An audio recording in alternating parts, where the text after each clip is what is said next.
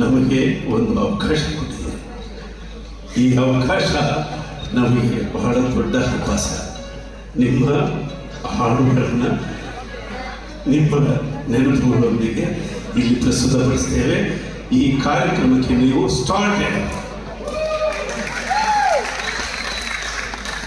5ನೇ icon doctor Hamsalekha ಅವರು ನನಗೆ ಭಾಳ ಹತ್ತಿರ. ತುಂಬ ನಮ್ಮ ಹಾಡುಗಳನ್ನೆಲ್ಲ ಅಷ್ಟು ದಿನ ಕಂಪೋಸ್ ಮಾಡಿ ಜನಕ್ಕೆ ತಂದು ಗೆದ್ದಿದ್ದೀವಿ, ಸೋತಿದ್ದೀವಿ, ಗೆಲ್ತಾನೇ ಇರ್ತೀವಿ. ಆದ್ದರಿಂದ